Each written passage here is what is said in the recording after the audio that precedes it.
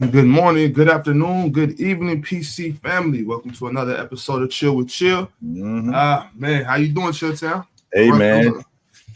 It was a rough night for me last night, but was it though? I mean, I know y'all lost, but Ox, that was a damn good game last night, man. That was a damn good game, and there was a lot of positives that came out of that game. A lot, yo, a lot. Well, so my thing is, Chill Town, I obviously don't expect to go 82-0. Right. I mean, I know we're gonna lose some games. I just hate losing to the Warriors. Right. I get that. Almost like losing to the Lakers. Almost like that. Right. Yeah. Almost. So like what games did you check out last night? I saw a bunch of them, man. I was peeking my head in. I watched the majority of the Oklahoma City Cleveland game. I was particularly interested in that game because of the logic of Donovan Mitchell getting snubbed for first team All-NBA.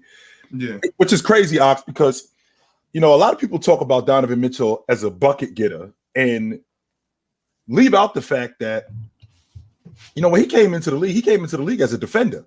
That's what he was at Louisville, right? It wasn't until he got to the NBA where the game opened up a lot more, right? Where the game opened up a lot more and he started scoring a lot more. His athleticism was able to take hold and he was able to showcase that a lot. But he came into the game because the game was slower in college and it was more condensed. He came into the game as a defender. He showed that last night where, he was getting his hands in the passing lane. He was rebounding more, right? He was playing good defense. The thing that I particularly liked about him last night was his playmaking.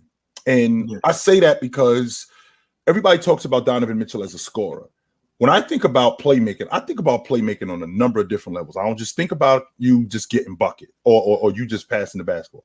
I think about you creating shots for other people. I think about you creating fouls, which opens up offense for other people. I think about you being a defender and creating offense, being a defender and making plays, big plays to help your team win.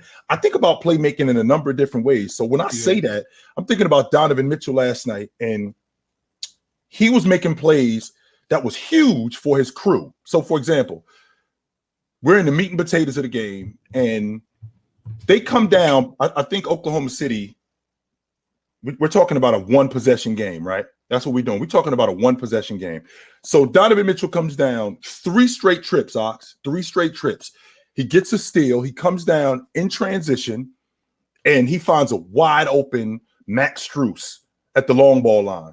He misses. Fine. Donovan Mitchell comes down again. He makes offense for himself and he scores. Comes down 2 trips later, gets a rebound, finds a wide open D Wade on the wing. Not Dwayne Wade. No, not that dude. Finds a wide open D Wade on the same wing where Strus was. Misses a wide open look again. And that kind of stuff can be demoralizing to crews when you in a nip and tuck game. Don't get me wrong, Ox. I understand that when, as a role player, it's my job to get us there and then you take us home. However, when we at a point where the game is nip and tuck, I still got to do my job. And guys like Wade, guys like Strus, like Karis LeVert, who were getting open looks. That's what enabled Oklahoma City to go on a 16-2 run. Because Donovan Mitchell was definitely getting these guys wide open looks. They just weren't converting them. Now, the battle between Evan Mobley and Chet, I'll tell you what, Big Ox, I like where this kid Chet is. I like where he's going because he did get pushed around a little bit, but it looked more to me like a young dude. Like wait till I figure this out. I'm gonna get stronger and I'm gonna get smarter. I mean, I think he had 5 blocks in the first half. Right. The thing with Chet, because I really only caught the majority of the second quarter. Right. And in that second quarter, I saw 2 things. First, I saw Donovan Mitchell wake up and bring his team back in the game. OKC was trying to pull away, and Donovan Mitchell just wouldn't have it. Right. And then with Chet, I did see him get pushed around, and when I saw him getting pushed around, I was like, oh yeah. He's getting abused this year, but he still managed to stay in the fight, stay vertical, keep his hands up, and you saw he got 7 blocks. So he proved me wrong that fast, you know. And his ability to rebound too, Big Ox. Like you just mentioned, he stays in the fight. Not only does he stay in the fight, he gets rebounds, like loose ball rebounds. Like if the ball gets tipped, he'll stay in it. If a guy slips him, like Evan Mobley slipped him and was able to get his hand on a rebound, well, Chet comes right back and stays with it and ultimately comes up with the rebound. Stuff like that. That's the kind of stuff, those hustle plays, that's going to turn into wins for this Oklahoma City team. He's going to help them. I got Oklahoma City as a legit playoff team this year. I do. Yeah. And this kid Shea, he reminds me a lot of Steve Smith. And what I mean when I say Steve Smith, the way how slow he plays, but then he can just speed it up. That's what he reminds me of. He's not going to blow you away with his athleticism, but he gets to where he needs to get to when he needs to get there. You're not going to speed his game up. He doesn't do a lot of extracurricular stuff with the ball. Like it's real methodical with him. And the fact that he rebounds the way he does as a wing player, as a guard, I think that's dope about him. I really dig his game. I do. Shout out Steve Smith. We'll never talk about him on the pod. Shout out Steve Smith. That's what he reminds me of, a smaller version of Steve Smith. Okay, let me check out a couple of these super chats. Yep. From Jake, says, chill. I know it's only been 2 games, but Luka's defense is looking much improved. Also had 0 turnovers last night. Luka is special, man. Luka isn't one of those players that's just good. I mean, like I said a couple of days ago, I'm watching them last night. That Brooklyn team, they played pretty good defense on Luka. My offense was better. That's all it is. It wasn't like he was getting wide open looks on the regular. No, there was a lot of misdirection. We had a stretch. We had a sequence, Ox, where Luka comes down. Number one, the pickup point was way further than where it should have been. Luka comes down, and Finney Smith is picking him up like 3 feet away, like 3 feet away from the free throw line. I'm thinking to myself, yo, first of all, the pickup point got to be way further than that. That's not that's not far enough. That's number one. Then he gets in the pick and roll action. He gets in the pick and roll action with Lively. Well, Finney Smith and I believe Ben Simmons were both in this pick and roll. So instead of them communicating, both of them go to Lively. Now, what would you rather give up, Big Ox? Would you rather give up a butt naked 3 to Luka or Lively potentially at the rim? I'm going with Lively at the rim. That's what I'm going with. These guys both go to Lively. Luka's standing at the rim wide open. I mean, Luka's standing at the 3-point line wide open. It's stuff like that miscommunication that Luka causes, by the way. Luka causes that miscommunication. It's stuff like that makes him that just makes him phenomenal. And I thought Brooklyn did play good defense. I just felt like Dallas's offense was, Luka in particular, I just felt like his offense was just better. It wasn't like Mikal Bridges wasn't laying his body on him. It wasn't like Mikal Bridges wasn't putting hands on him. Now, of course, you can't be as physical as you'd like to be, but he was being as physical as he could possibly be with him. It just Luka's offense was just better. With a guy like Luka, if you're not able to get physical with him, he's going to tear you up. There's nothing you can do if you can't put your if you can't lay some wood on him. You can't do nothing with him. He's gonna have his way with you. And you just gotta ride the ride. That's all you can do. FIFA boy, Luka is the best player right now. Bobby, you removing the bum label on him after this season. Quit hating on him. I hope so. I don't want anybody to be a bum. But if you have some bum tendencies, I'm gonna call you out on it. Call him out on it. Absolutely. And there's no doubt that Luka is a great basketball player. No doubt about that. Alan R. Luka is not real. I've never seen anything like it. I'm not going to go that far and say that Luka is just unreal. I mean, I'm right, yo. Don't get me wrong. Luka is phenomenal, right? He is a bucket getter. But damn, okay, Luka shoots the basketball. But that's the thing that I'm glad he brought this up. Ox, yo, we got a league full of a bunch of good-ass players, man. We got a league full of a bunch of good players. Luka, Jason Tatum, Devin Booker, Steph Curry, and then you talk about young players like Shai Gilgeous-Alexander, Donovan Mitchell, De'Aaron Fox, Jamal Murray. Yo, we got a league full of a bunch of different players, man, and these guys are ballers. Yeah. That's why when I see a guy like Luka go off like he went off last night, I'm not thinking to myself, yo, Luka can just play. No, Luka is phenomenal. And these other guys are too. don't get me wrong. I'm thinking about how good the defense was on Luka last night. I felt like these guys crowded him as much as they possibly could. I felt like they got in his space as much as they possibly could. But they do the same thing with guys like De'Aaron Fox. I'm watching the Warriors last night. I'm watching Klay Thompson crowd De'Aaron Fox. And he's not just taking what the defense is giving him. He's going past him and getting to the rim. He's getting in the mid-range. I'm watching Donovan Mitchell stop and pop. I won't even talk about how good Joker is. I mean, when you're talking about the league, that the way the league is today, it's full of awesome players, man. It's not just good players in the league. It's full of awesome players, Big Ox. Right. I'm impressed. I'm impressed. Me too, yo. Me too, man. So that was we talked about OKC and Cavs. We talked about Dallas. What was the other one? It was Charlotte and Detroit. That one too, right? Yep, Charlotte and Detroit. And I particularly was watching Jalen Duren, and what I watched with him was I watched him dive to the rim. His offensive game outside of 3 feet, he struggles. I don't know if he's really that comfortable in the mid post or in the mid range. Pardon me, Big Ox. He's not that comfortable in the mid range or in the mid post. He's not that comfortable in those areas. But around the rim, man, he is something special. And not only that, his body type, he looks like he can be an elite rebounder, not just an elite rebounder. I'd like to see him as a defender get better. Now, what I did watch was I watched the matchup between him and Mark Williams. One of the things that bothered me with Mark Williams that I think needs to get shown, it needs to get shored up really quickly, is Mark Williams. I don't think he knows how to cover the pick and roll. And I think the problem that we have in there is communication.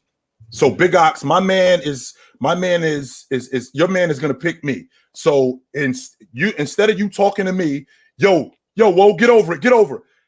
You chasing him all the way off the screen, 5, 6, 7 feet and staying with him.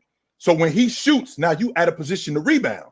I need to do a better job in getting over that screen and getting so you can get back to your man. That was a lot of where Duren got his rebounds. So we got Cade Cunningham coming off screens with Duren, and Mark Williams is chasing him off screens, but he's chasing him too far.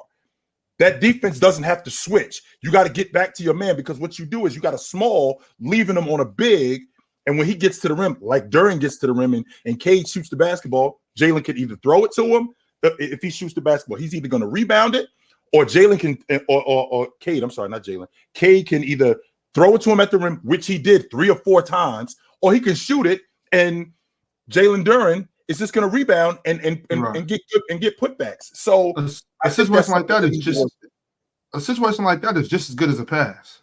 You know I think so. Like if you got Jalen Duren down there with whoever's guarding Cade, you know what I mean? I don't know who that might be, Terry Rozier, or I don't know, whoever it is down there. Like that's just as good as a pass because he's getting that rebound. That's a fact, Ops. And when I'm watching Detroit, I'm watching a team that defensively, I think that they can be good. I'm a big fan of Cade Cunningham. It's just a matter of time before Ivy and Cade Cunningham are what I think that they're going to be. I know that I know that Ivy's still figuring it out, but he looks like he can get to wherever he wants to get to, and I particularly like him in transition. I particularly like him in transition, and when I mean in transition, Ox, I don't mean during the break. I mean during the secondary break, like when you got instead of it being 3-on-1, so now you got other guys back, so now it's like 3-on-3 in transition, and then he just gets to the basket quickly. So I like what I see from him. Alec Burke is more of a rotation guy to me. I dig Alec Burke, and don't get me wrong, I think that he was significant last night in knocking down open shots. But when I watched Detroit more than anything, Cade Cunningham and Jalen Duren, that dynamic, I like it. I like what I see from them. Yeah, Detroit's putting together a really good team. They'll be there. They'll be there eventually. We got a couple more super chats, then we'll get to some of the fellas in the back. Yep.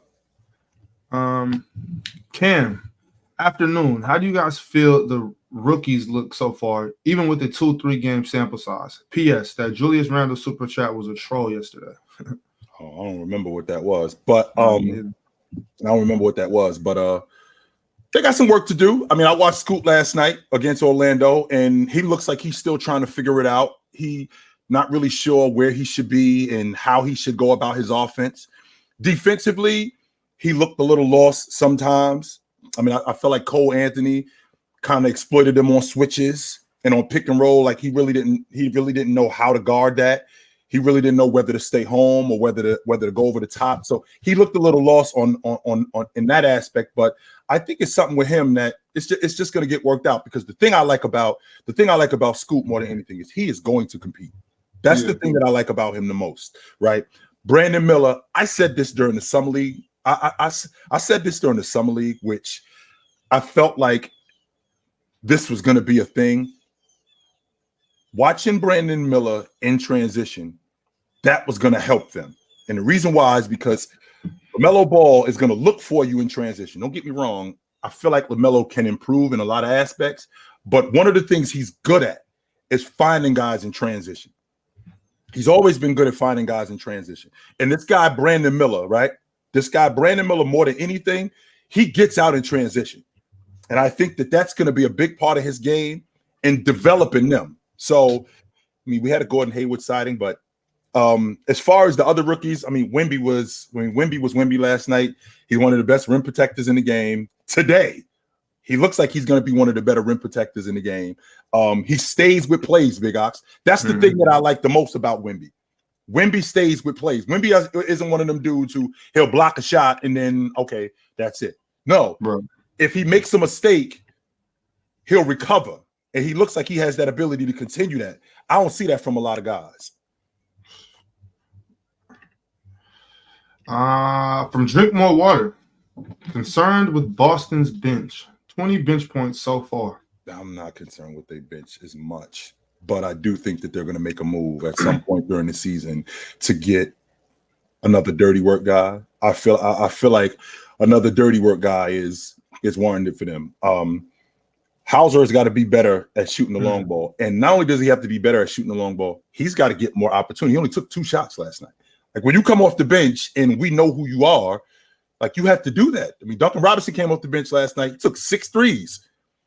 Like when Hauser is one of them guys who shoots the basketball. If you come into the game and you are a shooter, and that's what you are known for, that's what Hauser is known for. He's got to shoot the basketball. A guy like Al Horford, who I know my man Big Ox loves I know my man Ox loves Big Al Horford, who didn't particularly shoot the ball well last night, but what he did, Ox, was he did the other stuff. 10 rebounds off the bench, right? Yep. 10 rebounds off the bench. That's a big deal for a vet. That's going to help us win, because without them 10 rebounds, I don't think that they beat Miami as bad as Miami played, or as bad as they made Miami play. Right. From Eleanor. Also, can we appreciate the great basketball that we've gotten these past few days? That's what we just was talking about. Me and Ox was just talking about that, man. It's a lot of good players in the league, man. A lot. And I like what I'm seeing, yo. I like it. I do. Absolutely. Dropping dimes. Cam Thomas said last night that Jacques Vaughn is the best coach he's had because he challenged him to improve his defense and his passing. Did he improve his defense and his passing? Because I mean, that's what's going to keep you. Don't get me wrong. I mean, Cam Thomas is a bucket getter, but I mean, the mark of a great player has always been for me, you know, how complete are you as a basketball player? If you're just a bucket getter, I've always felt like this, Big Ox. If you're just a bucket getter, if you're just a rebounder, or if you're just a defender, you're a specialist. That's what you are. But if you do,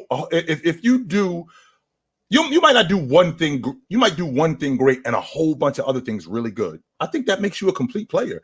And the fact that Cam Thomas is being challenged to be more than just a bucket getter, and he's accepting the challenge, I think that's a big deal. Pimp named Slickback. Love Luka, but can't call him the best. We've seen Jokic, Curry, and Giannis put up big numbers in NBA Finals.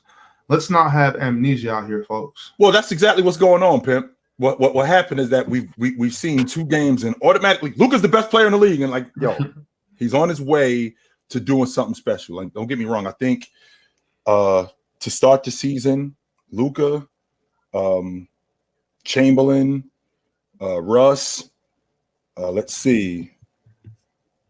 Let me see. Luka, Chamberlain, Russ. Those 3 guys are the guys that I'm thinking about off the top of my head who started the season 40-10. Those guys won the league MVP when they did that. So, I mean, I do think that that's a big deal.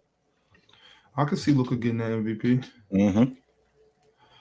Bob said, I agree with Doms. Cam played AAU basketball all through LSU. Nets have done a good job developing him into a more rounded player. He earned his spot now. Yeah, definitely. Like I said this yesterday, Ox.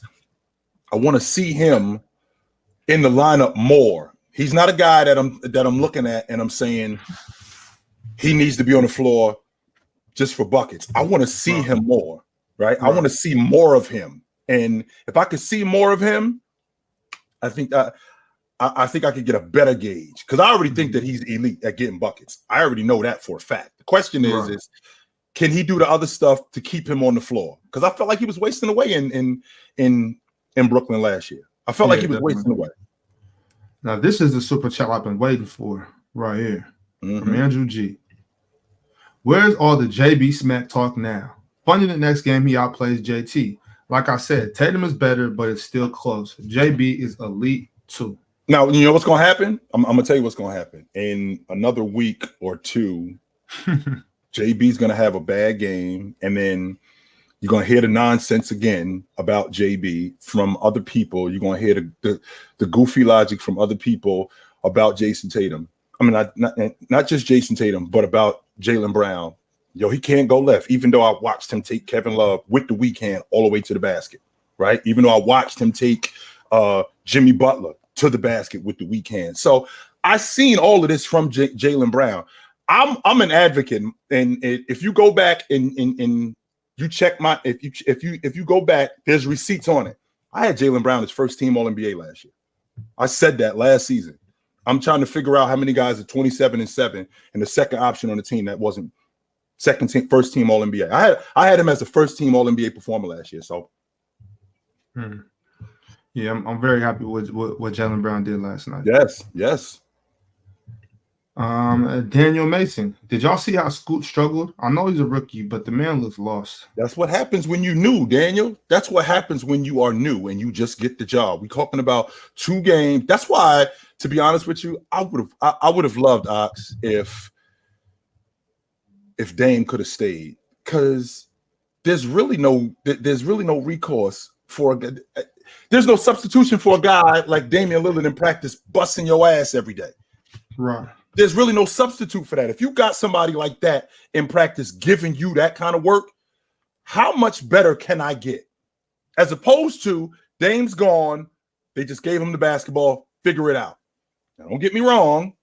I think he's going to figure it out. I just feel like it's going to take a little bit longer than, and I'm fine with that. He doesn't have to be awesome right from the beginning. Anybody in here who thought that I got the Trailblazers at the bottom of the league.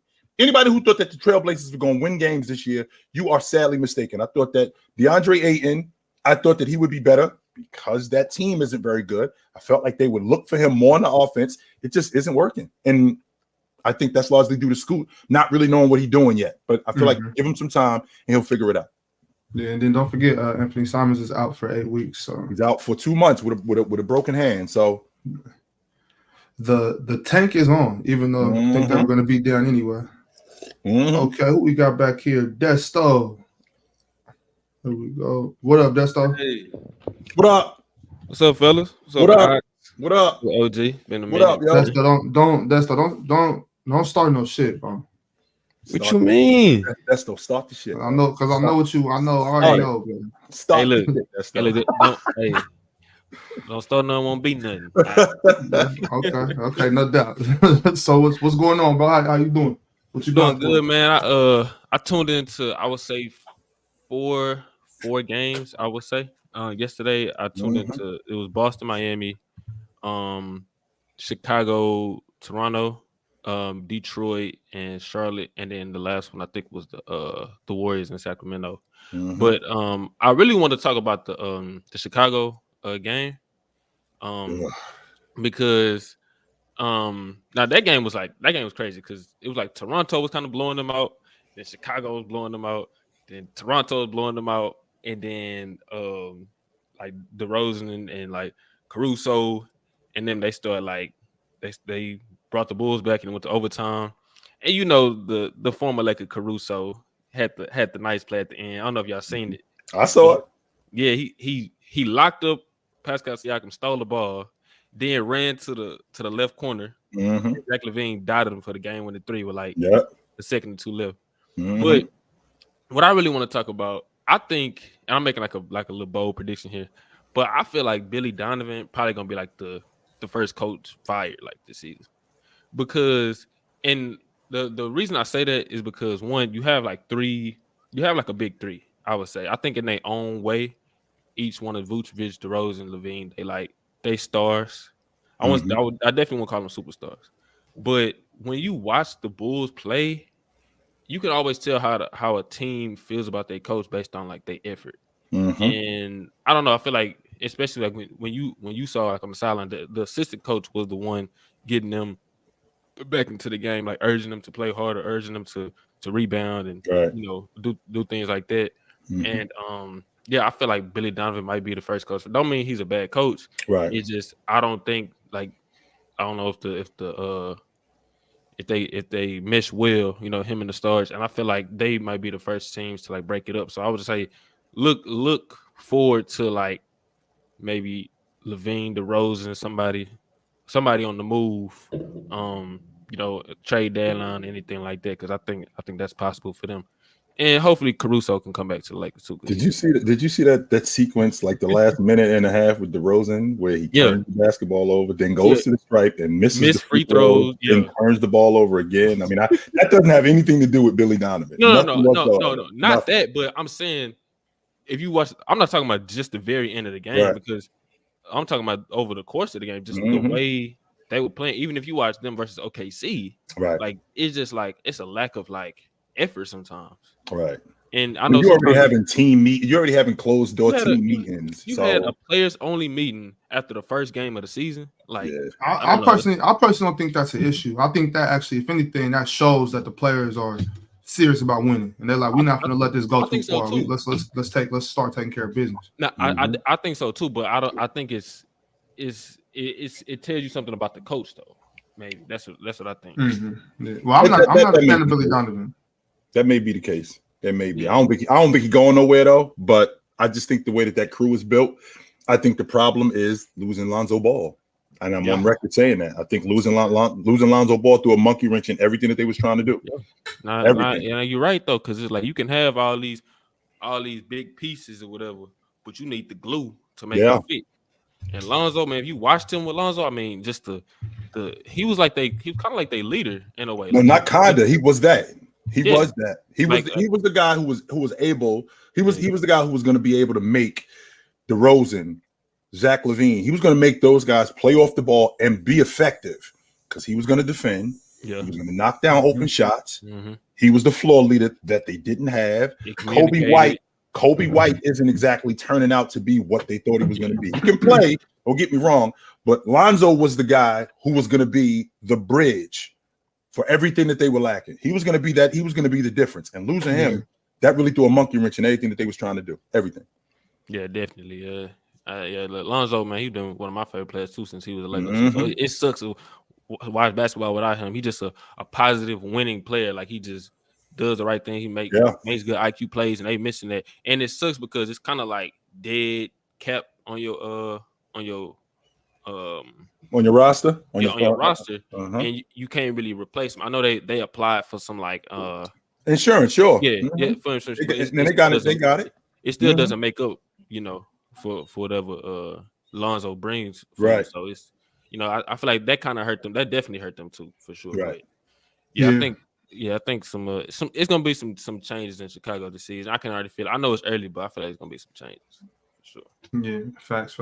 Well, all right, Desto, appreciate you pulling up, brother. Thank y'all. Yes, sir. Good to see you, brother. No doubt. We got some more super chats. Let's get to them. Let's make sure that we take care of these super chats today. Yes, sir. Let's do that. From the Musa Gaming, how do you feel about Cam Thomas in Miami? I think he fits perfectly with Jimmy and Bam. What about what they already have? Tyler Hero, yeah. What about what they already have? So, I mean, what's the propaganda being pushed here?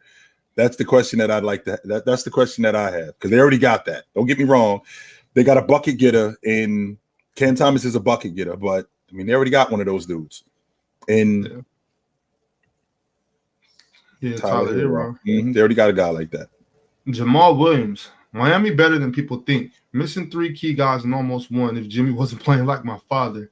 Bam and Tyler already. No, Jamal, your pops got game. Well, my question is Miami is better than what people think. Well, how good do people think Miami is? They was in the finals last year. They was in the Eastern Conference Championship the year before that. Don't get me wrong, they lost Gabe Vincent. They lost Max Strus. But even with that being said, they still a playoff team. And if they in the playoffs, me and Ox already had this conversation. If they in the playoffs, the Miami Heat are a team that could get bounced in the first round or be back in the finals. That could be them. That could absolutely be Miami. So the question is how good do people think Miami is? That's what I'd like to know. Nobody wants to play Miami. But anyways, Jamal, if what Jimmy was doing last night was playing like your father, your pops got game. Your pops is super nice, yo. Your pops is nice. Yes, he is. Cam said basically what I said was that I agree with Morris that Randall was trash because he single-handedly ruined my parlay by a point.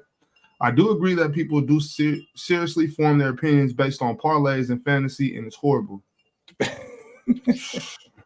Man, they couldn't care less about the actual game. What they do care about is how many rebounds did you have? Did I win the bet? Give me a break. Man, I hate it. Yeah. What you say, gang? Said, how tight do you guys think this Rookie of the Year battle is going to be this year? I'm on Ox's page. I'll be honest with you. If anybody is, so for example, let's say Chet is close. Let's say Brandon Miller or any of these guys are close. Wemby's winning it running away. He's going to win it running away because of, number one, all the hype around him and how good he plays. So it's not going to be if Chet and Wemby are like this, Wemby's going to win it like this. If Chet and Wemby are like this, at the end, it's going to be this. Remember, guys, and I'm on record saying this, we talked about LeBron James and Carmelo Anthony during the Rookie of the Year race. Just so you guys know, I think Carmelo Anthony, he was 81st place votes short of James, as close as it was. He won it. James won it going away. So you have to do something ridiculous. Because if you're doing something that's close to him, nah, it's not going to be close. It's not. All right. Gideon Adai says, is Derek White the best role player in the NBA? No, I don't think so. Because I don't think he is neither, Big Ox, to be honest with you. So, to be honest with you, you're talking about a rotate. I personally think he's a rotation player, but he's in the starting lineup. I think the best role player, quote unquote, rotation player in the game, I think it's Bobby Portis. I think that's who the best rotation player is in the game. I think that Derek White does a lot of things that teams need. Don't get me wrong. He does a lot of things that teams need. But in terms of roles and maximizing your role, I think that's Bobby Portis. Yeah. Derek White just plays winning basketball. That's what you can expect from Derek White. Yep. He's going to play winning basketball. FIFA boy, Chillin' Bobby, do you think Derek Lively can make all rookie first team? Yes. With Luka, with how Luka involves him in the offense and him protecting the rim the way he does, I wouldn't be surprised, Big Ox, because Luka looks for him a lot more than he did Dwight Powell. Because I think he had better finisher around the rim, number one. Number two, his ability to rebound looks like it could help Dallas a lot. It can help Dallas a lot. Plus his ability to rim protect.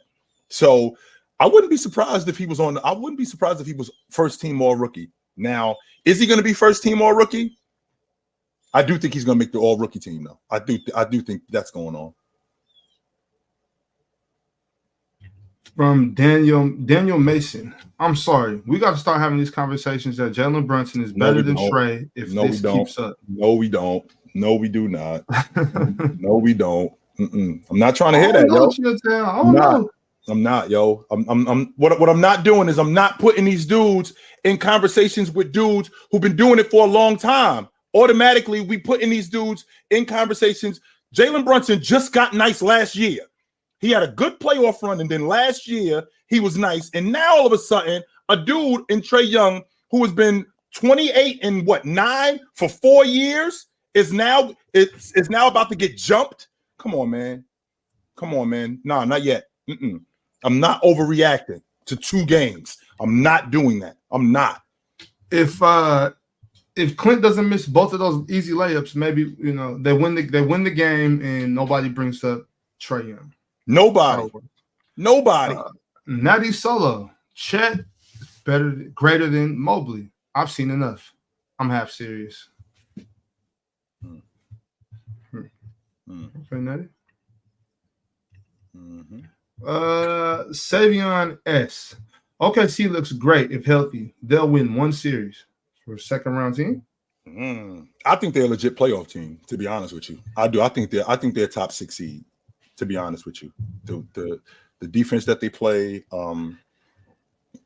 more than anything, Shea, how he controls the pace of the game, man. I really dig him. Josh Giddey too. That Oklahoma City team, that's a damn good team, yo. They do. They got a good team. They do. They got a real good team. Okay, who do we got here now? Leaf Diggy. What up? Can't hear you, though. You muted. What's up, Bob? Hello, Bobby. What's up? What's going on? You asked me a pretty good question the other day. You asked me, give me 3 things that you love, Leaf. And you know what? And I had to think about it. And it took you 3 days to come up with this. Damn. Yeah, it actually did. Up until like 8:00 Eastern last night, I was feeling pretty good. I talked to the woman from my love interest. I mean, so that's one. Number 2, outside of family, pretty much love my quiet time, my gaming, And number 3, you know what else I love, Bobby? My channel. And you know what's on my channel? What's that? The entire play-by-play of both Nets games so far this season. And you know what I'm talking? But now I gotta get to the things that I don't like. I don't like the fact that as built as this team is defensively, and we all agree we all built defensively. I don't like the fact that we just refuse to take the ball out of Luka Doncic's hands. That's what I don't like. I don't like that we continue to keep putting lineups out there when Cam Thomas comes off the court that consists of, let's say, Royce O'Neal and Dorian Finney-Smith, Mikal Bridges, who shot 6 for 17 last night and it was 18 points. He was attacking. He did play pretty good defense. We did miss Nick Claxton. We didn't have Cam Johnson, who just signed for 4 years, $100 million. That kind of ticked me off a little bit. But these are the things that bother me because I don't get hatreds, Bobby. You think I'm a hateful individual? I'm not. I'm not a hateful individual. I get bothered, Bobby. That's what I get bothered about. I get bothered at the fact that we lost to somebody that hit a one-hand backboard 3. Off balance, by the way. And we refused the entire quarter. We said, you know what? We're going to trade buckets with Luka Doncic instead of just getting the ball out of his hands. That's what we... at least that's easier said than done, though, isn't it? It is. Much easier said than done. It is. Yeah. It seems so. But I would like to believe when you stack your team defensively as much as we did, you give yourself somewhat of a better chance to do that. Right. I would like to believe that. How do you do it though? Because what you mentioning is the problem. So essentially what you're saying, Leaf, is okay, there's a fire. Put the fire out. Okay, how do we put the fire out, Leaf? You put the fire out by blitzing Luka early. When Kevin Durant is in the game the other night, there's 3 people following him. Don't get me wrong. Luka is a much better playmaker than Kevin Durant. I grant that. It's miles ahead. But the thing is, you don't let Luka kill you with step back threes and give him one-on-one opportunities. You don't do that. You get the ball out of his hands and you let somebody else be the hero. I'm okay with that. I'm okay with that because you good with Kyrie Irving, you good with somebody, Tim Hardaway Jr., you good with somebody else doing it, just not Luka. Remind me what Kyrie did in that fourth quarter yesterday, because the game is on my channel. I did play-by-play. I watched the game. I did. I watched the game last night. Not even the fourth quarter. Irv was pedestrian, to be quite honest with you. If we're gonna be honest about Irv was pedestrian last night. He didn't really do much offensively. He really didn't do much in terms of a score. He was pedestrian. However, Irv is one of those guys who can get going, and once he gets going, forget about it. You have no shot against him. I'm not sure that blitz and Luka, that's like blitz and Tom Brady. I mean, if you blitz Tom Brady, he's going to pick your defense apart. Eventually, you're going to have to slow that down. Now, if you're talking about making it more difficult on Luka, Luka gets the basketball right when the ball goes through the rim. Maybe the pickup point should be higher. And the pickup point should be higher where you get more pressure in the backcourt. So if you're getting more pressure in the backcourt, now that means that you're speeding up their offense because the shot clock is running. So when we get in the front court, now we got 16, 14 seconds on the shot clock. Now they got to get into their offense. Stuff like that. But when you get into the half court, it's going to be difficult to keep the ball away from Luka. Now, once he gets off of it, you can get away from him. You can keep it away from him. But you ask him, Mikal Bridges, to score plus chase Luka all night. Not to mention, Leaf, which is the most important part.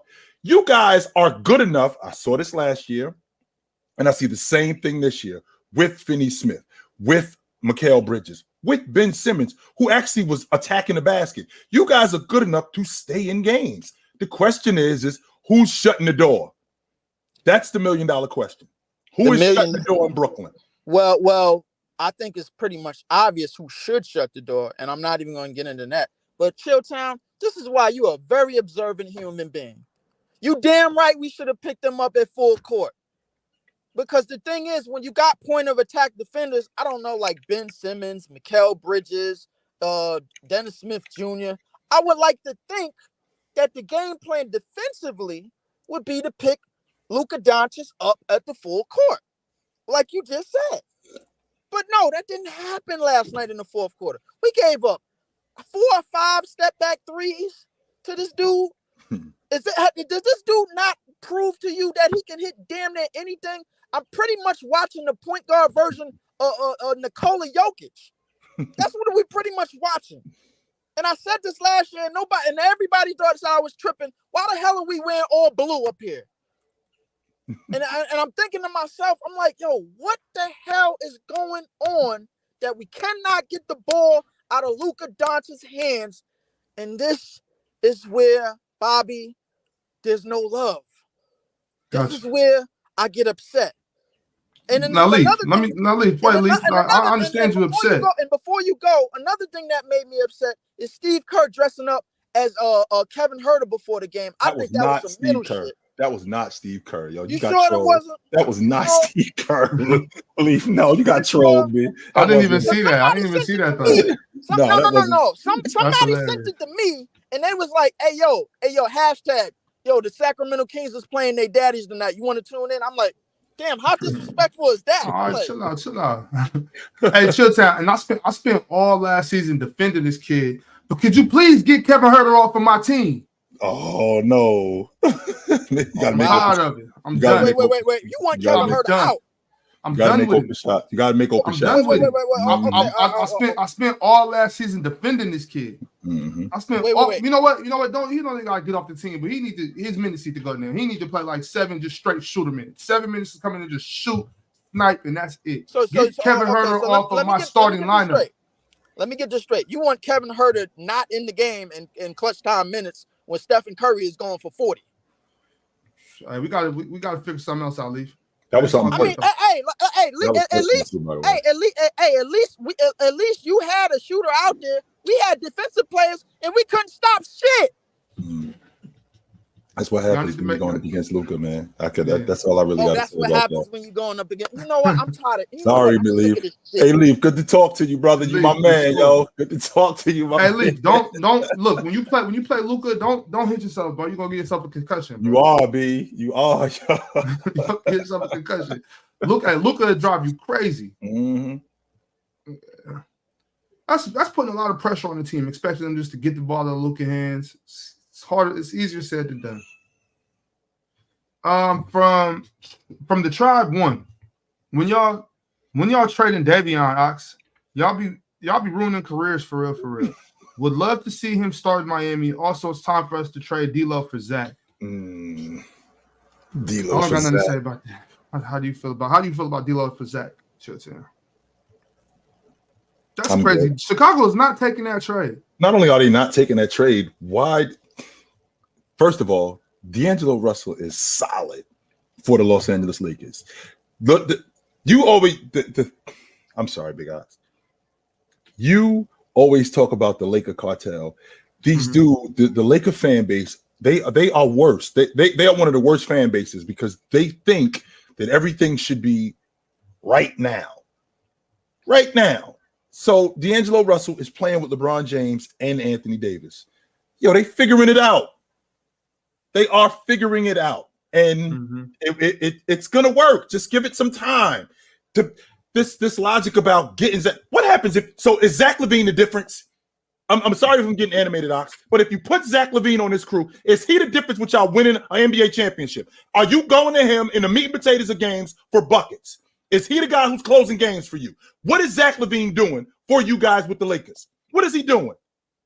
I think so, Shilton. What? I think so. So he's closing games. If you now you just can't come off of Austin, you can't come off of Rui, you can't come off of AD, you can't come off of LeBron, obviously. But if you were to move two of those rotation guys, and I know yesterday I was saying there's no sense in just packaging all these guys up. But if we could just get off of two of them, D'Lo and I don't know, maybe Vanderbilt. I know maybe Laker fans won't like that, but I don't know. I think if you got Zach LaVine on that team, I'm terrified of the Lakers personally. I'm not. I'm because on top of that, I just think it's such an upgrade from D'Lo. I know you're not off of D'Lo like I am, but D'Lo compared to Zach is not close. I'm just thinking about the continuity. I know he's a better player, Ox. I do understand that he's a better player, but what I'm thinking about is I'm thinking about the fit. D'Angelo Russell, the ball handler, the scorer, the distributor. How this works. Zach LaVine is buckets. That's who he is in transition and one-on-one. So if you add a guy like Zach LaVine to the roster, what does he give you? He gives you a guy that's buckets. Is Zach LaVine defending? I mean, I'd like to think that D'Angelo Russell gave better effort this year on the defensive end. He's given better effort this year on the defensive end than I've seen. But these Laker fans are so wrapped up in the roster instead of demanding that guys just get better. Right. So this guy right here in the chat, Ronnie says Zach LaVine for Austin Reeves, D'Lo, Rui, and Christian Wood. See, now that's not going to do anything for the Lakers. No. Ox, do that. Yeah, let's do that. And when the Lakers get bounced in round one, you're fired. You are fired. How about that? You are fired. Go. All these dudes do is when they talk about trades is for real, Ox. It's 2K. It's like coming to the park. Not you. They don't care about fit. They don't care about none of that stuff. They don't. So yeah, do the trade. Absolutely, do it. And when they get bounced in the first round because Zach LaVine can't defend, or when Zach LaVine doesn't rebound, or when Zach LaVine all he does is score and it doesn't work, you are fired. You are. And I mean, nope, we good. We having a little bit of we straight over here. So I just it makes me nuts, man, when I listen to these people talk about trading guys when the season one it just started. You actually got a training camp. I'm just trying to make it make sense, Alex. I do. Right. Like I was about to say before my mic pulled my cord out. I never want good to happen for the Lakers franchise. So if they want to make that kind of trade, of course, please, by all means. Of course, you loving that, Big Ox. Absolutely, you are 100%. You loving that, and I know, and I don't blame you. I do not blame you. Let me see, who do we have? Let me get a couple more of these super chats out the way, and then I'll get back to the. Yep. Patty C, chill. How many games do you give a team to know what they are? Like Houston, people say give them time to get their stuff together and players to get adjusted. At least a season. I'm not talking 10 games, 15 games, because it takes a lot for chemistry for guys to come together. This thing doesn't just work immediately. You got teams that look good on paper, but then when you finally get them on the floor, it looks terrible. And the reason why it looks terrible is because this guy doesn't know where he's supposed to be with this guy. And the Miami Heat, when they first got together, I remember LeBron James saying, I still don't know how we got to the NBA Finals that first year. He said that. So you have to have I feel like you got to have at least a season to see where we are. And if we overachieve with that, depending on what the crew is, then great. But we got to at least have a look at what we have, how this guy works with this guy. Prime example would be Philadelphia when they got James Harden. Well, you got James Harden in the middle of the season. I kind of disregarded that because you got him in the middle of the season. Last year, you had him the whole season, and it actually looked good. James Harden became the distributor. You was running the O through Joel Embiid, and it was working, but then you kind of went away from that. So I think it's at least a season. But everything is right now, though, Big Ox. Everything is today. If this was going on back in the days, Scottie Pippen ain't who he is. Jordan ain't who he is. The Celtics aren't who they are. The Lakers aren't who they are. Shaq and Kobe aren't who they are. If we going off what these dudes do today, none of that's going on because everybody is shipped out. Everybody. They want that instant gratification just right now. We got to win today. Random guy speaks. Don't forget, Leaf thinks the Nets can win the East if everything goes right and if they put out the perfect lineups. Yet his squad got cooked by Luka last night. Time for a reality check, Leaf. Jeez. Okay, Random. Angie Carr. Rose looked good last night. Thoughts? I mean, that's who Rose is. I mean, Rose is going to look good in stretches. I don't think that. I mean, I think the legend of Derrick Rose is more hype and is going to get more fanfare than Derrick Rose's actual game. Because I mean, if we being honest, Big Ox, what is he? 35. I mean, how much longer does Derrick Rose? 34, 35. He's going to look good in stretches because that's who D Rose is. But the legend of Derrick Rose is definitely the legend of Derrick Rose is definitely higher than what his game actually is today. Right. From Stoic J, do you think the Knicks can benefit from Randall being their primary facilitator this season? He's averaging 8 assists through 2 games. RJ has improved his scoring. It's interesting, Big Ox, when you start involving somebody in the what they look like, huh? As opposed to I got to get what's left and put them in spaces where they can actually score and be effective. So RJ, who I think is one of the better transition players on that crew, and he operates on the right wing. Him operating on the right wing is where he's the most effective, even being a left-hander. But Julius Randle getting him the ball in transition. Brunson would get him the ball in transition or get him the ball in space where he can operate. He looks like he's been pretty effective, right? I don't know if Julius Randle as their primary distributor is great long-term, but I do think it helps. I do. Yeah. From Daniel Smith. DeAndre Ayton is the Ben Simmons of centers. You're gonna take that back, Daniel Smith, at the end of the season, because watch what happens with Ben Simmons. I'm on record saying that I wouldn't be surprised. I think Ben Simmons is going to be up for Defensive Player of the Year. I do. I think he's going to be up for Defensive Player of the Year before the season's out. I do. Angie Carr, chill, ticket, and leave. First PC, all blood pressure. What are we doing, man? I'm saying. Let me see who we got next. Brax. Yo, Brax, what up? Hello. What's good, old nigga? How you doing, You good? I see there's no love today, Bob. You see how he do me? That's crazy. What you got for us, Brax? Man, I would go up here and push some OKC propaganda, but we speaking for ourselves right now. I really want to talk about Tatum, man. What's up with your boy, dog? What's up with him? What's up with him? I mean, he cool, I guess, but what do you mean you guess? How come I didn't hear a word from you a couple of nights ago? How come I didn't hear a word from you a couple of nights ago? Even though you were in, it's interesting. So you don't want to talk about that. You don't want to talk about. Come on now, you know me, baby. I'm good. You know me. Ox, I'm good. We ain't talking about that. I'm good, Ox. I'm straight. All right, Brax. I'm straight on this dude. I'm straight on this dude. I'm straight on this dude. I'm good. I'm good. Brax. Who we got next? We got my man, big fan Breezy. What up, Breezy? Shit, man, I'm chilling. I ain't the villain, I'm just, looking at it like, yo, man, I'm glad I could start it by saying salute to Chill and Ox, and also that Cam Thomas is not wasting away on the bench. You know what I'm saying? He's got the starting role. He's in the top 10 in scoring. I just wanted you to kind of speak to, because I know you've been a teammate for real, and Ox, you're a coach, so I'm asking from perspectives because you guys know basketball. Mikal Bridges kind of accepting that the whole is his team thing, because the whole, in my opinion, dynamic of the Brooklyn Nets is for the duo and Mikal Bridges and Cam Johnson to be the leaders of this team, and Cam Thomas kind of being a secondary option off of the bench. Now we seen him break a record scoring 36.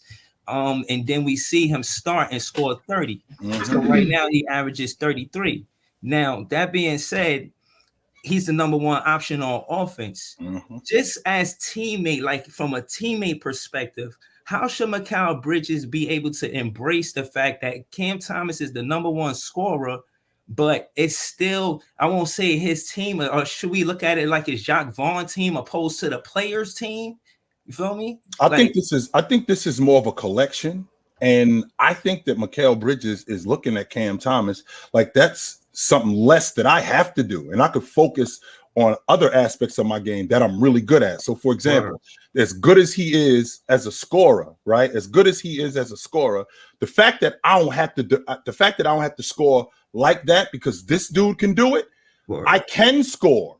Yeah, it's not necessary for me to have to get 30 every night. Well, the fact that this dude can score, I'm gonna get buckets in simpler ways because I defend, because I get out in transition.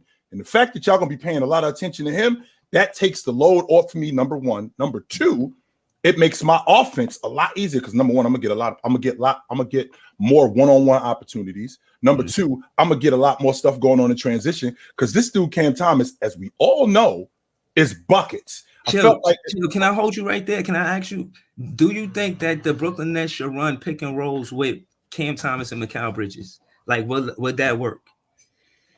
I think it could work. I mean, I watched Joker run pick and rolls with the 4-man. So I think that you could get pick and pop situations with Mikal Bridges and Cam Thomas. The question is who's going to be defending him? Because if you get pick and roll with Mikal Bridges, you might get him switched onto a smaller dude, which that might work for Mikal Bridges. But you also might have a situation where you got two guards. That's not that difficult to guard because I can chase you off the pick and roll as a guard. Plus, I ain't worrying about Mikal Bridges rebounding like I am Jalen Duren or Joker or somebody big like that. I'm not worrying about these dudes going to the basket. But I do think it could work in terms of getting switches.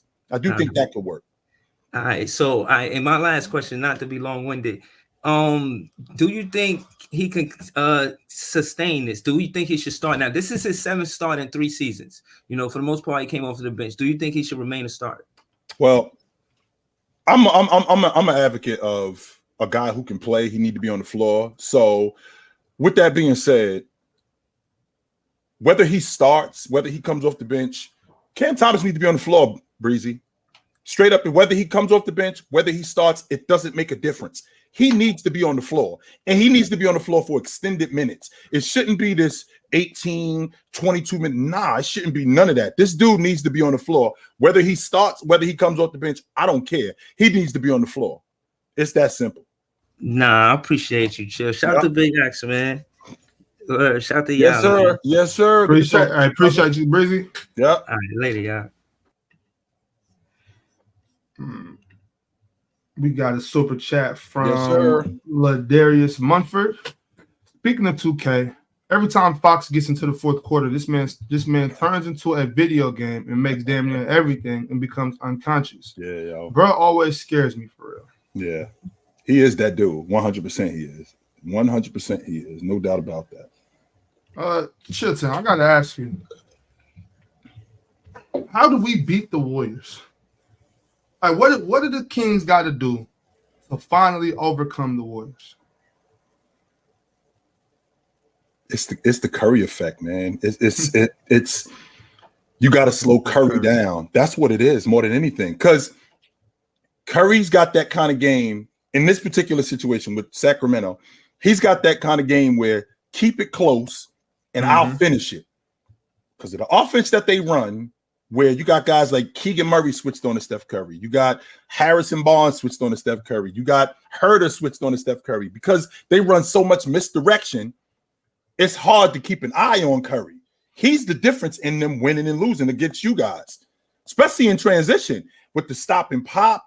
I think that if you can make somebody else do it, like, okay, when we get in transition, find Curry. And when I say find Curry before he crosses half court. When we get in the half court, what we're going to do is we're going to double him, almost like a box in one or like a triangle in two, where we can do what we can to keep the ball out of his hands. Make Klay Thompson beat you. Make Draymond beat you. Make Kuminga beat you. Because if you're going to keep it close, that misdirection, that's going to cause so much trouble. And as long as Curry is involved in that, he's going to get open shots. Yeah. I don't know if there is any slowing down Steph Curry. It's going to be hard. Yeah. The Tribe won. Zach LaVine's a better everything but playmaker than D-Lo. He played off ball on the Wolves. He was great on D in the Olympics. He is a great fit with us. So make the trade then. Make the trade. Make it. Make the trade. Get Zach LaVine on the crew. And if you don't win it, let's see what happens.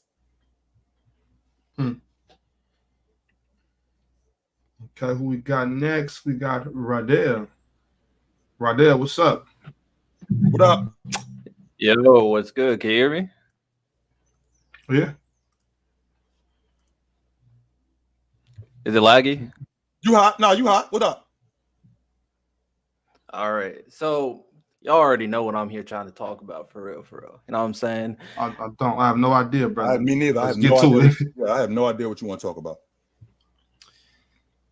What are we talking about when it comes to the Dallas Mavericks? What are we talking about when it comes down to it? People were saying things like this team is not even making the play-in. This team's not making the playoffs.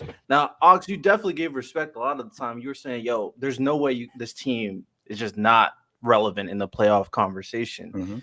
And with the addition of Derek Lively, being that definitely strong rookie interior presence, that lob threat y'all were talking about a little bit earlier with Luka Doncic and the interior defense as well. How far do we think the Mavericks can go? What are we talking about? What are you talking about? How about that? Not we talking about. What are you talking about?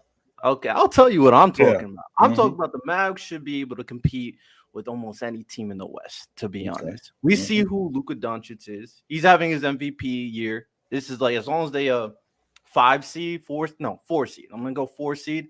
He should be in top 2 MVP consideration. I would say this team is better than last year because people said the stuff with the defense obviously was going to be a problem. We shored up that center position because Dwight Powell should not start. Derek Lively is our starter. He should stay our starter. I would say Jason Kidd is still figuring out the rotations because sometimes he puts 4-guard lineups with Maxi Kleber, and it's one of the most disgusting things I've ever seen. That's nasty, terrible defense. When Dante Exum and Josh Green are your forward positions, that's not good.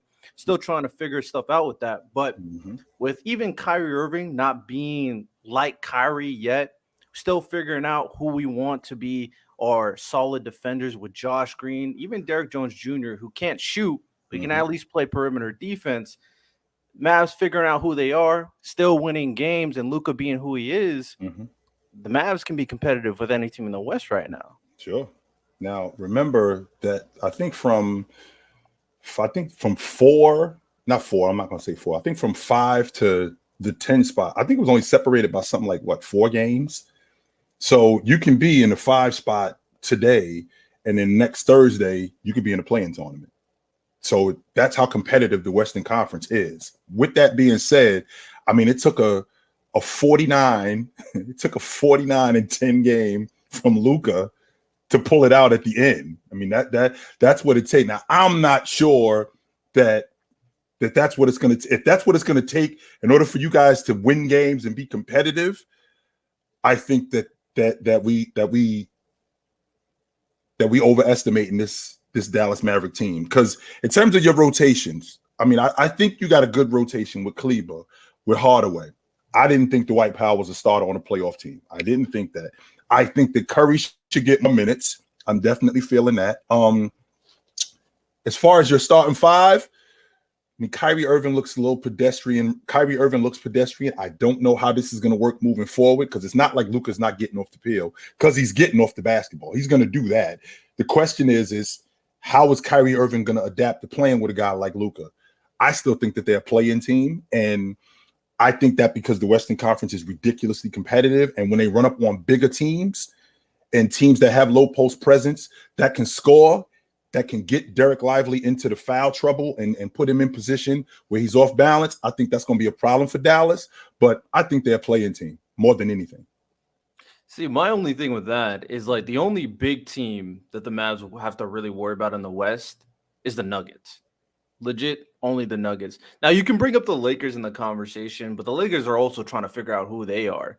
You know, that performance against the Suns shouldn't really be moving a lot of people. It shouldn't have been Kevin Durant be the only guy that's scoring, and it was a close game to the end. LeBron James had to do heroics in the fourth quarter for you to win the game. Like, that's not good. That offense for the Lakers, even though the defense is decent, that offense for the Lakers and the rebound for the Lakers still is looking a little shaky at the very least.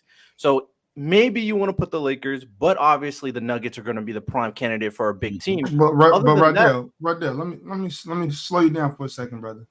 If you say that the Lakers loss against, or that the Lakers win against Phoenix shouldn't be moving anybody, Phoenix still, that Phoenix team is better than the Spurs.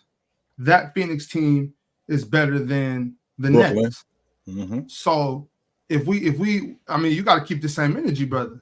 No, the Phoenix team with only Kevin Durant better than the Spurs and Nets. I'm not really seeing it with only Kevin Durant.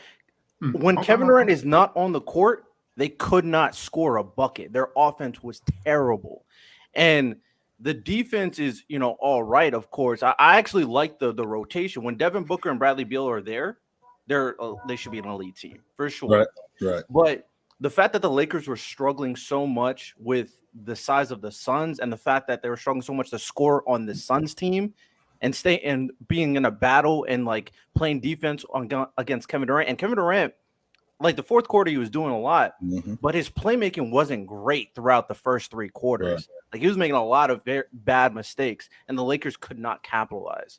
So although I don't dislike the Suns team, but with only Kevin Durant there, I mean, the Spurs team that the Mavericks played, that'll be a competitive game. The Spurs could pull it out for sure, especially if Wemby's making the shots he was making in the fourth quarter that he did against the Mavs. And the Nets team, they only lost by 2 points against the Cavaliers when they were more loaded than they were against whoever they played just recently with the Thunder. So the Nets team, y'all were talking about earlier, very competitive team. That's a good team. That Brooklyn team is a good team. 100%. That team is a good team. I'm not really sure about San Antonio because, you know, they still got to work some stuff out. But as far as Dallas, I mean, it took as good as San Antonio is in terms of being competitive, as good as Brooklyn is, it took 40 and 10 in order for you guys to not just win, but at least be in it, right? And I think about Luka and it looks like we're kind of going back to where we were in the beginning, where how responsible he was for everybody's offense, right? So when you got a guy like Grant Williams, when you got a guy like Derek Jones, you got Lively, you got guys like that when you play the better teams, these guys have to produce. It can't just be Luka. And that's what it's basically been at this point. I will say the first game, y'all were talking about Kyrie Irving a little bit. Kyrie Irving wasn't great in the first 3 quarters. He's being a little passive. He definitely wanted to seem, I want you guys to cook. He wasn't really looking for a shot. When the fourth quarter, he definitely was ready to score, and he was making big-time buckets in the fourth quarter that helped the Mavs get over the Spurs in that fourth quarter, and then Luka and Kyrie doing their thing. Tim Hardaway Jr. is a shot chucker. He's just going to be, hey, man. Not Rondell, not a shot chucker. That's my job. I'm a shooter. That's what I do. I'm not just a chucker. Like, I'm not just shooting shots. No, when I come in the game, that's my job. I'm not on the floor to defend. I'm not on the floor to rebound. I'm not on the floor to do any of that stuff. I'm on the floor to stretch the defense. That's my job. I mean, that's a fair way to put it. I'll give you that's a fair way to put it. Hey, man, give me the ball, pass. That's my job. I'm here to get buckets. That's what I'm here to do. I'm not here to do nothing else. Everybody got a job to do. Yes. That's fair. The last thing I'll say is that the Mavericks at this point, despite trying to figure out their identity right now, Kyrie Irving figuring out who do I want to be, because they are like staggering Luka and Kyrie minutes a lot. Kyrie's going with the bench units sometimes. Luka and Derek Lively, pretty much when Luka's in, Derek Lively's probably going to be in because Luka can feed him. But they're trying to figure out, okay, who is Kyrie going to be? Kyrie's trying to figure out, do I just want to score? Do I need to get my teammates involved? Also, the bench unit, when Derek Lively's not in, is Dwight Powell the answer? I don't know why Rashawn Holmes is not getting any minutes, to be honest. I think he's a pretty decent center. And then figured out, okay, Seth Curry, where do we bring him in here? Josh Green, Jaden Hardy not getting minutes is also kind of annoying me. So they still figuring out their identity. But with everything clicks, Kyrie clicks, and then we figure out our big man rotation. It's gonna look dangerous for the West. I'm just saying. I'm gonna keep my eye on Dallas. I am. Definitely. We'll definitely check them out, man. Appreciate you pulling up right there. Catch us on Wednesday, brother. Yes, sir. Yes, sir. Peace. Yeah.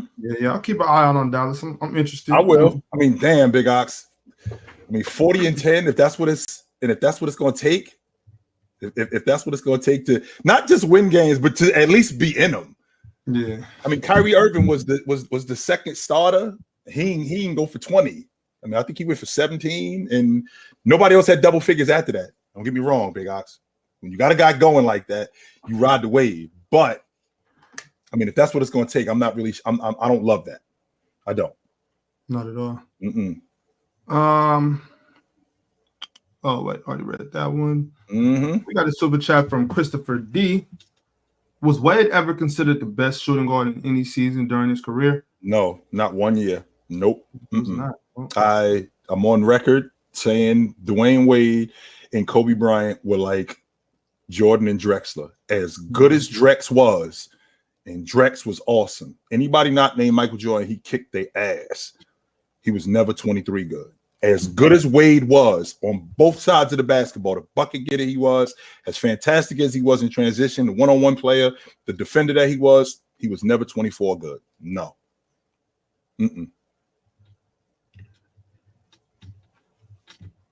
Brex. It's like that though, Chill? Absolutely it is. Absolutely. 100%. It's like that. These dudes, hey, Big Ox, do you remember what happened yesterday? What on the these dudes spent over an hour. This dude in particular, right? This dude in particular spent over an hour in the chat insulting me. That's all he did. And then he comes on here, what up, old nigga? Yo, when we get on here, Big Ox, we get on here to talk basketball. Yeah. That's what we get on here to do. I don't got time for the goofy logic. I don't want nothing to do with that. Nothing. So kick rocks, homeboy. Go do that with somebody else. Because it ain't over here. Youngsters got to learn some respect. Kick rocks. Go do that with somebody else. Another one for my man Chris D. Chris D, we actually ain't seen you up here for a while. I hope that ghost ain't get you. Call Ghostbusters. Do you trust Wemby shooting the long ball? No, we got a little echo. Me, hold on. Let me see if I can get it correct. Hold on. I apologize. I apologize. How about now? Am I hot? Yeah. Yep, we all good. I apologize. My fault.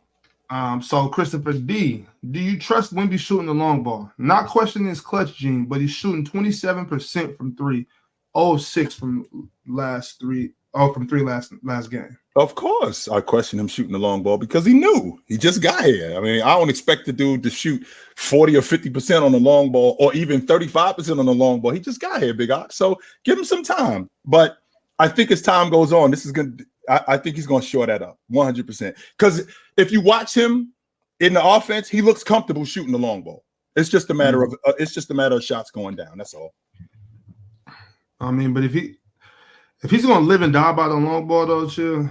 I don't think he's doing that, Big Ox. I don't think he's doing that. That I don't think he's doing. I think that's a product of their offense because we saw a couple of nights ago when Greg Popovich got him in the corner like Pau Gasol, like Mike D'Antoni had Pau Gasol in the corner when he was coaching the Lakers. Nah, I think that it's a little bit different.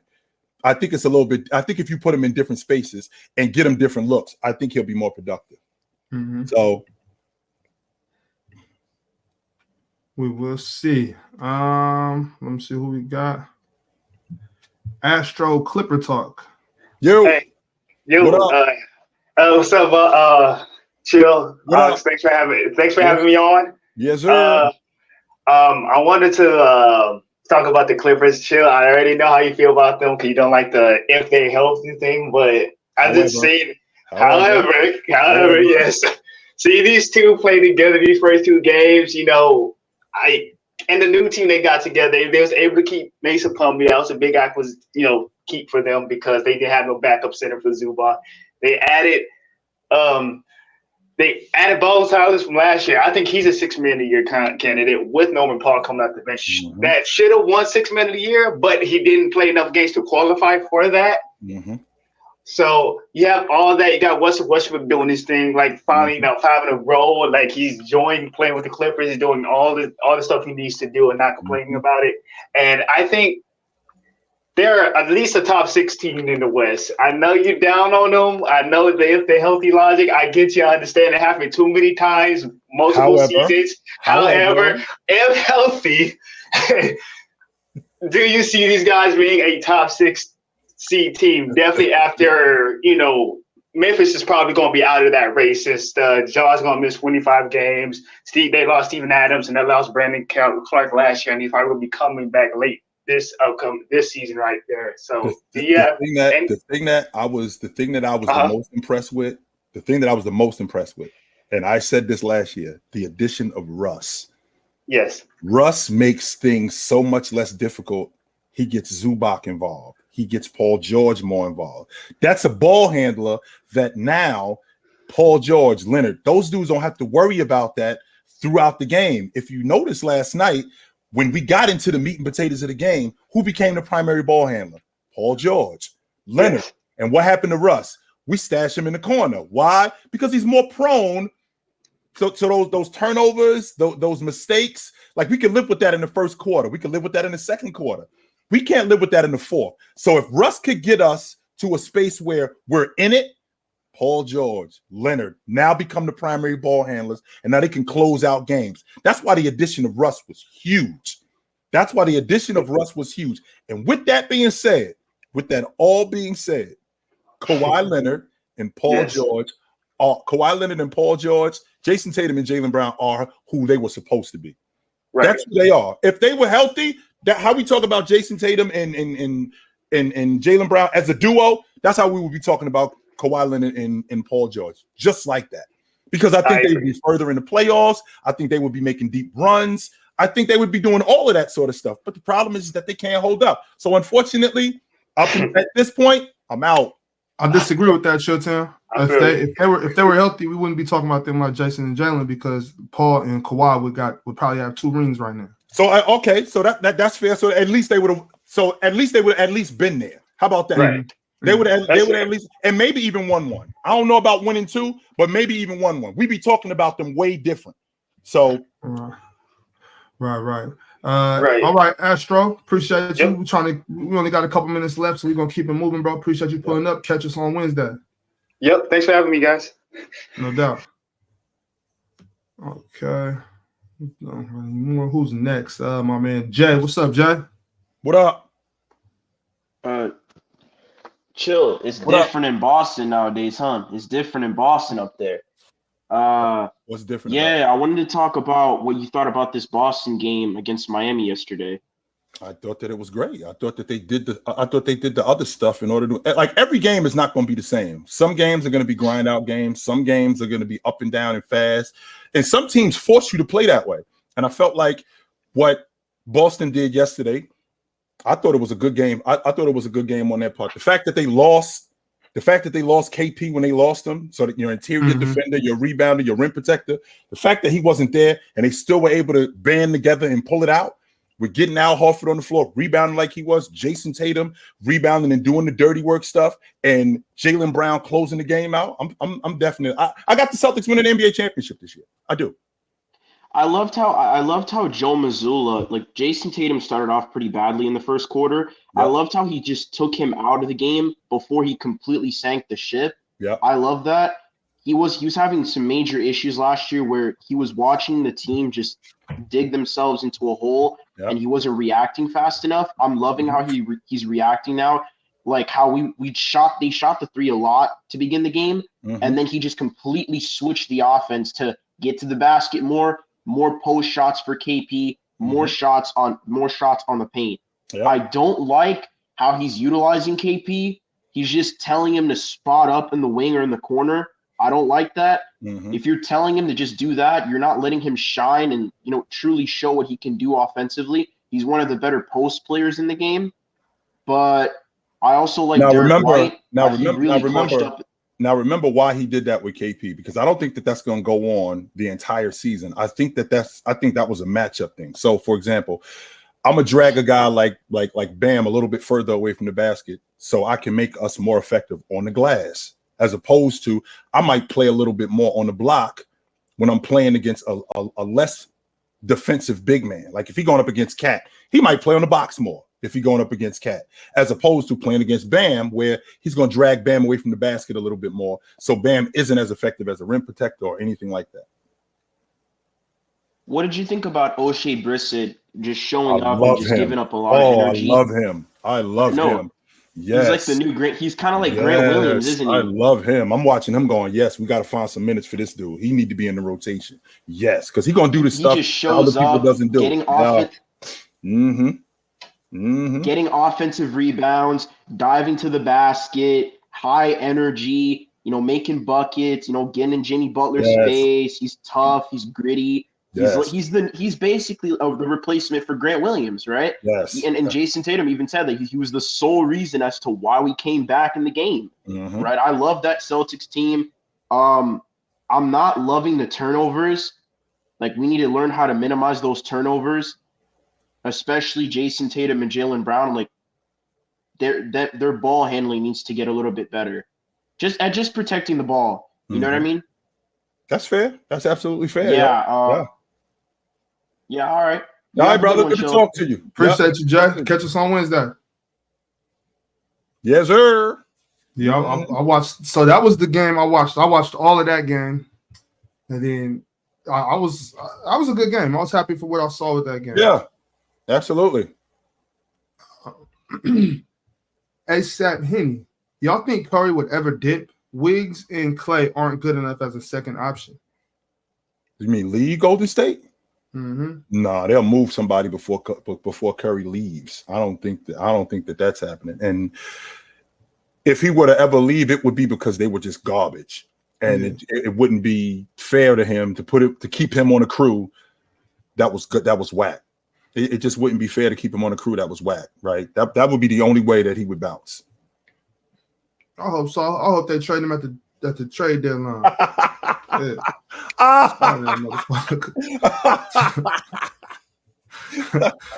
saying I'm tired of his ass.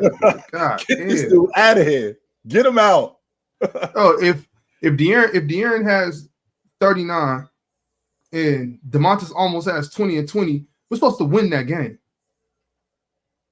You know what I mean? Like that's a game that's a game we win. This motherfucker want to run around. God damn. What's up, Randall? What up? Oh, what's good?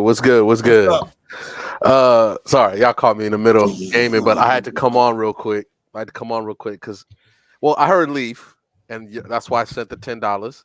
But this is my problem with maybe just basketball discourse in general. Every single team in the NBA still got 80 games left in the season. 80 of them. Yeah. 80 of them. Yeah, I got Lakers fans trying to trade for Zach LaVine for D'Lo when if the roles were flipped and Chicago was calling for Zach LaVine, if the teams were switched, you wouldn't do it. You're gonna gut your team to get Zach LaVine. Be 100% honest. No team truly knows what they are at this point, except for a certain few. The Celtics, who've been together a long time, the Nuggets, who've been together a long time. I don't know why y'all treating this like it's football. If you go 0-2 in football, every fan has a right to freak out because why? I got 17 of them. We got a lot of time, yo. Yeah. So even we ain't got a lot of time. So relax. Y'all act like the season is ending. But random, it's more than that though, random. It's more than that. It's not just hold on. It's not just one game. These people trip off of one possession. That's it, yo. They're like, I'm hearing people. He missed the three. Come on, Looney crossed the Sabonis. The Kings suck. All right. They talking about Wemby. Wemby was benching Jabari because he blocked those 2 shots in that one possession. They suck. All right, relax, bro. Leaf. The answer could easily be y'all just got beat by a superior player last night on a night he was just hot. No, it's Jock Vaughn's fault. We didn't do this. We didn't do that. And Leaf, let's be 100% honest. You know, in your heart of hearts, it takes an incredible circumstance for your Nets to win the East. Like the Celtics have to just get hurt. Giannis has to get hurt. The Knicks have to get hurt. Miami. And even then, you make it out the East. Jokic is cooking you. The Lakers are cooking you. Hell, if the Kings make it, the Kings are beating y'all. Phoenix, that's how I feel. Phoenix, line all the playoff teams up. Y'all not beating none of them. So I think this is probably why, obviously, as I've been learning more about basketball, I'm sitting there like, man, I'm just trying to watch the game right now. We have no idea how teams will evolve, what moves teams will make. Obviously, Chicago players only meeting after game 1 is crazy, but hey, y'all got to do what you got to do. But all I'm saying, fellas, y'all don't even know how your team is for real. Brax, I don't know how you come up here and troll. No wonder you can't even stand on for a minute. Just if I remember correctly, random. Yeah, it was 2 years ago. The Boston Celtics were a play-in team. They were a play-in team after January, and then they figured it out and got into the playoffs and got rolling. But up until that point, with Jaylen Brown and Jason Tatum and Marcus Smart is cussing guys out, it's not good. But then they figured it out. But no, there is no time to figure it out. Get this dude out of here. He sucked. This guy is trash. Wow. Like I told you, I just don't get it. Like I don't get it. Ox, there is no if these dudes is playing today, there are no Lakers because Magic is gone. There are no Celtics because Bird getting traded or Mikal getting traded. There is no Scottie Pippen. None of these dudes are around today because these dudes is getting ran off because of this crazy logic that everything has to be right now. Everything has to be right now. Right. Oh my God. Well, Random, we got to keep it moving, bro. We got one more. We got one more person in the back. We only got 2 minutes, bro. So I got to keep talk to you, brother. You got it. Catch us on Wednesday, big dog. You got it. Okay. Yo, T Sweezy, what up? You are our last guest of the day. Please come with something. What up? I'm a Celtic fan. I want to know where do you guys start on our last night game and then how we've been playing. We have a whole new team, brand new player, brand new personnel. It's gonna take time for chemistry to get built. You know what I'm saying? Because the Knicks, they've been together for a minute. Miami, they've been together for a minute. Denver, they've been together for a minute. They just haven't been healthy. Golden State, they've been together for a minute. We haven't seen the Celtics play their best brand style of basketball. KP, it wasn't his night. He wasn't playing any defense. He got one block. His shots wasn't falling. He was missing open layups. Right. Tatum, he tried to get too pretty with it. JB, Sweezy, I think KP was playing defense. Bam just was attacking that hip. There was nothing he could do with it. I think he was playing D though. Mm-hmm. He was contesting. Bam just had his number last night. Right. And then Derek White as a fifth option dropping 28. That's gonna be a problem. Man, we gotta pay that dude, man. Ball Derek White is the real deal. And Tatum, I don't know if y'all agree with me. I know Chill Town and Tatum guy. Tatum is the best small forward in the game. I said it. I've been saying this since last year, and I was right. Name me a player that's doing what Tatum doing, that's playing 79 games, that's doing what Tatum doing. Y'all want to pick these players that play 40, 50 games that don't do what Tatum doing. Tatum, first 4 years, he made 3 Eastern Conference Finals with an injured team, right? Kyrie Irving was hurt. Daniel Tice was hurt. And Gordon Hayward was hurt, right? Tatum was the 4th option. And then he went from averaging 14 to 26 points per game, going against head toe-to-toe with James, who was the best player in the world at the time. And you know James was in his bag that year, Chill, Knox. Yes, he was. You feel me? Yes, he was. Come on, man. Ain't no 4th option doing what Tatum was doing, man. You feel me? And Tatum, he was a young player. You feel me? So it takes time to be a superstar. Superstars just don't grow in trees. It's more all-stars and role players than superstars. And Tatum is the superstar. You know what I'm saying? He's the best small forward in the game. Go pull up the numbers. I got the. I already got the Celtics. I got the Celtics winning the NBA championship this year. So and then look. Don't tell me, Trill, we don't have an elite backcourt. Derek White, who led the league in blocks. Jaylen Brown, who averaged 7 rebounds and 26.5 points a game. You know what I'm saying? Drew Holiday, the all league defender. You see, Drew and Derek White, they put Jimmy Butler in the cage. You see, he was doing that. Right. And then O'Shea Brissett. You mean somebody who actually saw his man get roughed up and he wasn't having it? He was like, wait a minute, we're not gonna have my man beating you up. We're not gonna have that tonight. As opposed to the other crew who just left him on the island, like didn't throw the towel in, let Drago just beat the hell out of Apollo Creed and kill him and not do nothing. That's what you're gonna do? Word. They watched him get jumped like they did Pac and Juice. That's exactly what they did. They ain't do nothing. They just stood on the sideline. But last night, the Celtics didn't do that. They was like, nah, B, we ain't having that. Nah, if this dude get cooking, we got your back. Nah, we are not having that. No. What made me mad is Miami was being physical and they was doing body us. We was playing hella nonchalant and then basically like they are rebounding us. They was hitting our shots. We were just taking a lot of bad shots or whatever. But it took us like a minute to, you know what I'm saying? And then our bench. O'Shea Brissett, love him. Peyton Pritchard, Al Horford. When they came in, that's when we I took the league, I believe. Yep. Love him. Love this kid. But then Derek White, I ain't gonna lie, Derek White didn't start cooking until like the second quarter, but he got a majority of his points in the second half. And then Holiday almost had a triple-double. I just like I said, I think that this Celtics team, they trying to figure it out, and they trying to figure it out in the way that they need to figure it out defensively.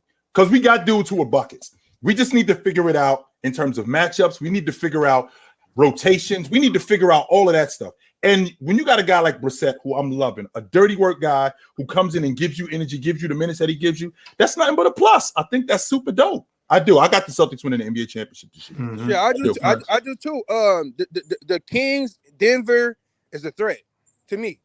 That's what I'm worried about in the West. I'm not worried about no other team. We'll beat the Suns. We'll beat Memphis. We'll beat the Lakers, the Clippers. Come on, man. Come on, man. I'm worried about the Kings and the Nuggets in the West.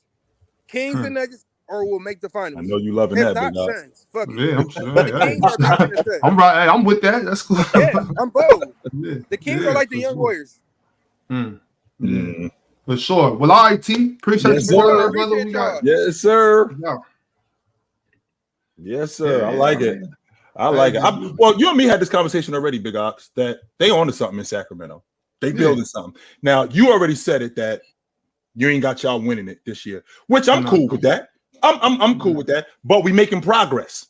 That's what's the most important. The fact that we making progress, and them dudes is making progress. I really feel it. Yeah, for sure. Well, PC fam, we are about to call it a show. Appreciate all y'all for pulling up. It was a great Saturday morning show. Love these Saturday shows. Not that I don't love the Wednesday shows, but it's something special about these Saturday shows, man. Appreciate y'all. Chill town. Drink water, put a suit on. Don't drink and drive. Call your mother. Take it light, but take it. All right, y'all. We'll catch Yes, up. sir. Oh, almost. Oh, hold on. We got one more. Was PSP. Start bench cut. Cade, Haliburton, Lamelo. Starting Haliburton. Benching Lamelo. Cutting Cade for right now. Okay. Yes, sir. All right, y'all. Appreciate y'all. Later, fellas.